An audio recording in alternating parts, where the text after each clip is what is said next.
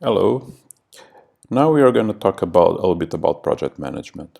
And we're going to look at project management from the point of view of size complexity. So, as you already know, in software, so the type of problems that we address in software engineering are related with size. So you want to deal with size, and this can be the size of the team, can be the size of the features. So you can have thousands of features to implement, and you can be size of the code. Okay, and when you do project management, basically what you're gonna do is just to divide this size, address this size, divide the size problem into smaller parts, and define some kind of sequence between what needs to be done. Okay, these in terms of features, in terms of teams, you may also divide the teams into smaller teams, so that could be easier to manage each one of the small teams. And then you just have to manage the collaboration between the teams. So that's the type of things you're gonna learn, these techniques, okay, how to manage a software project. So why project management?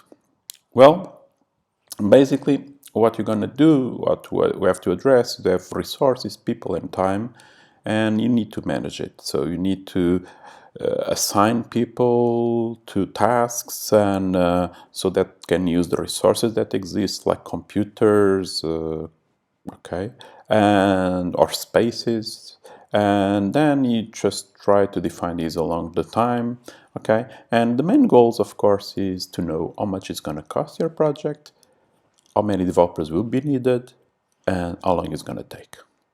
And you may think that is easy.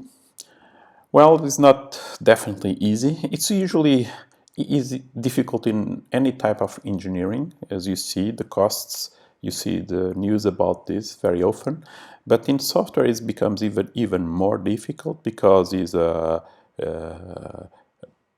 so it's an engineering where the parts, so the behavior of the people that are involved, and so humans have a big impact. So it's more difficult to manage from that point of view, of course.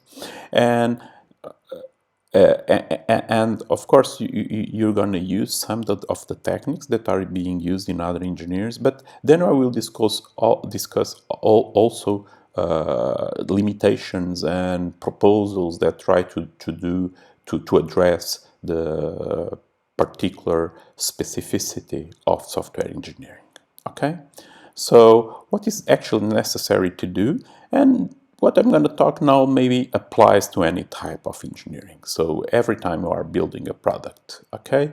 And so when you do project planning, the first thing usually you do is to manage risks, okay?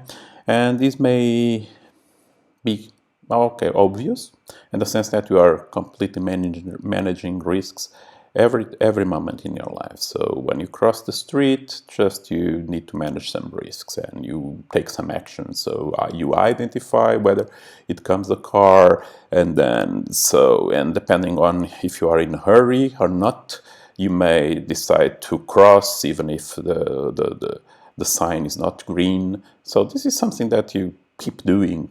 Okay, so you evaluate the risks and you see the probabilities and you estimate whether you take an action or not. Okay, so we're gonna do this in a software project, and we'll see what type of risks are common in software projects that you should consider.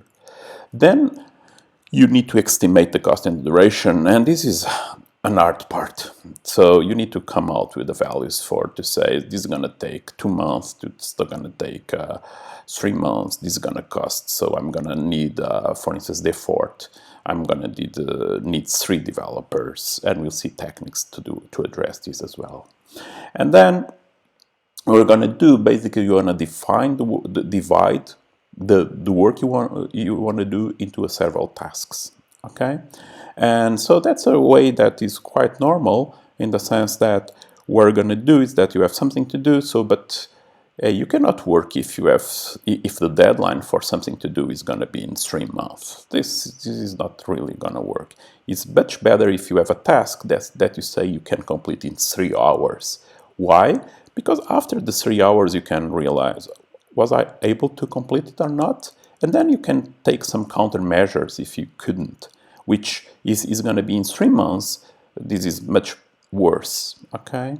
Because then the countermeasures maybe will be too late. And then you have milestones. Well, milestones, there are points in your project when you just make a complete or an assessment of what is occurring. You decide, okay, let's have in 2 months one milestone where we evaluate the complete status of our project to see if we have achieved what we want.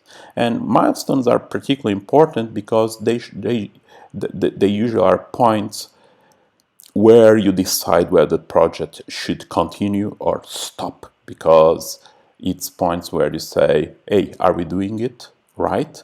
So in some point you can look at tasks and milestones. Tasks are much more small-grained, apply to people in small teams, and milestones apply to the complete project. Okay. And then during project planning, after you define the tasks and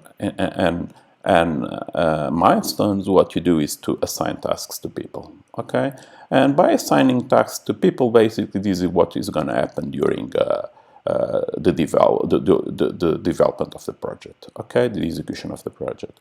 And usually the way you do it is just you try to assign people or the tasks to the people according to the skills. So what the tasks requires and the skills that people have, and of course also the people that are available, because people get sick, people go on holidays, so you need to deal with this.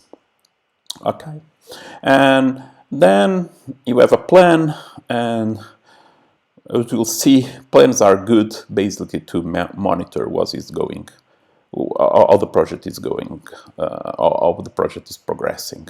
So then you do monitoring. So what you see is just you observe reality and see whether it's fitting what you have planned or not.